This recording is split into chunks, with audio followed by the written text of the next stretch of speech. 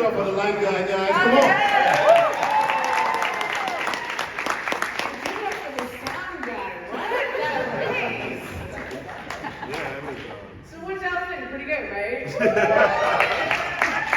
So now you know that Iyanu Age of Wonders, the movie, is coming to Cartoon Network August 30th, and kind of like our regular rollout, it'll be available for streaming on Max the following day. So Labor Day weekend, you're home, the kids are home, you have no excuse. unless you work for the MTA in New York, then I'm sorry. Hang on 1 second, and I want to talk a little bit. Oh, you didn't see it? Oh, you guys, this is the first time you guys saw it too? Oh, what'd you think? Good, wait, good. Speechless. Is he cut it? If you hate it, I was going to tell you. Oh, But the scenes we wrote that were very emotional scenes we wrote, and seeing it up here, and knowing what's coming, it's just like, oh God. It's wow. fire, right? Yeah, yeah. This is ooh, yeah. So let's talk, as I get my tech back together, let's talk a little bit about Age of Wonders. Kerri, starting with you, where does this fall, like after season 10, what is the movie? Season 10. Episode. I'm sorry, episode 10. I mean, amen to that, Episode 10, you know, I'm just forecasting. Yeah. Kerri, what is the movie compared to season 1 or episode 10 so far? So the movie goes back in the timeline to explain what came before the series. So you really get to meet characters that have been mentioned or you've heard about in passing. We get to see Iyanu's origins and what the world was before the current season.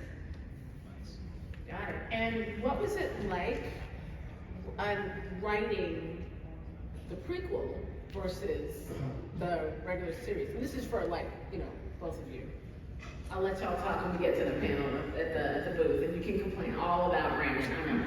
I know. Yeah, I mean, so I think for the movie, one of the things that obviously Brian and I co-wrote the movie, but the entire writers room contributed. Like, so Matt and Ivory and Kerri, we sort of like wrote the story together. And I think one of the things that we wanted to really have stand out was we wanted this to be epic.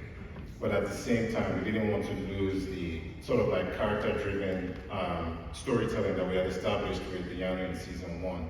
So you get to see this very delicate balance of this big world with this, big gods. I mean, the light is just going in and out. I know, no, but it's making the poster look good. Yeah, it's making me look like, okay, anyways. But, what I was trying to say basically is epic, but still character-driven, and there's so many things that if you've watched the first 10 episodes, there's so many payoffs that you get to see, but also we were very careful in making sure that if you haven't seen any of the episodes at all, it is something that you can jump into as well. Brandon, anything else to add? So the two of you thought, so basically, season 1, you thought of as 13 episodes, and then you said, hey, let's make these 3, since they're a prequel, a movie.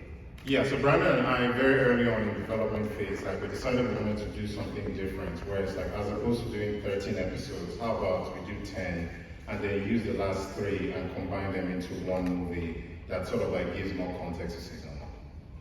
Got it. Yeah, because when we were laying out season 1, we were trying to figure out what breadcrumbs we would lay and make sure that was enough without giving away the movie. Yeah. And it's like a scene in like the first Star Wars film when he says, your father was a great pilot and you're very skilled in the Force. In the Force? Oh, the Force is what gives the Jedi's power. And then you just kind of stops there. So you kind of have that throughout season 1. Again, if you watched all of season 1, all the breadcrumbs, but there's still a couple of things you don't get, and those couple of things make up the bulk of Age of Wonders film, and it's going to be worth your time. Like as you can see, it's incredible.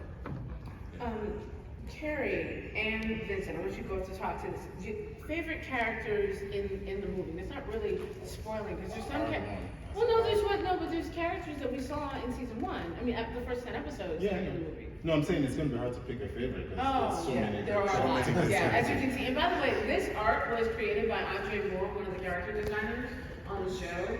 And we are giving this away as a poster. You'll have to come to the Dark Horse booth. Let's go to the sign. And everybody will sign them.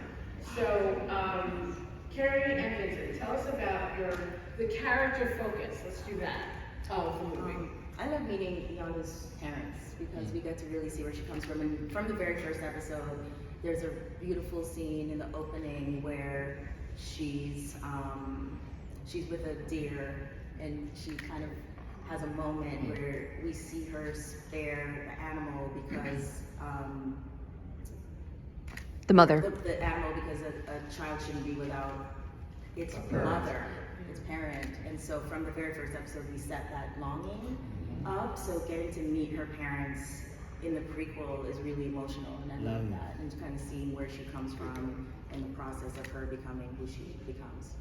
And for those of you who are fans of the show, we do meet her mother at the end, you know, in season 1. So you have seen it before. We're not giving her another parent. We're not giving her another mother. That is her mother. Vincent, tell me, what are some of the primary characters in this that you had fun directing? Well, definitely Desho, the fallen one.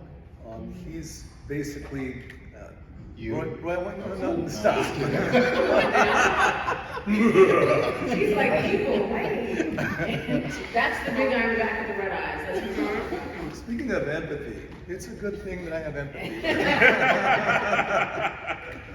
But we often get into heated discussions about creative choices. But at the end of the day, we love the same show, so that's what you see.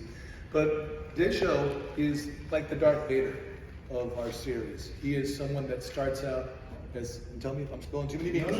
No. He starts out with really high aspirations to the best of everyone's, expectations, but along the way he makes some bad choices and takes a bad road and ends up becoming the very antithesis of the thing that he's trying to fix. And so it's a real tale of hubris, very much akin to Lucifer's fall from grace in the Christian theology, because he was God's right-hand guy. He lit the stars. That's what Lucifer means. But to go against the will of the Creator, it's really kind of a huge level of hubris, and that's very much reflected in Desho's fall from grace as well. So he's a really deep character, and one of the things that was important to me was to convey the degree to which he's very passionate and heartbroken over things that happen, and that's why he makes bad choices, as many of us do in life. So yeah, that. That was excellent. So I've mentioned that we met Iyanu's mother in season 1. These images are from season 1. But we also met some magical implements, which if you've been watching the show, you will know what these mean. I'm not going to tell you what these mean. You will know what these mean. But all of these implements have a purpose and a reason, and it's all going to be laid out in the movie.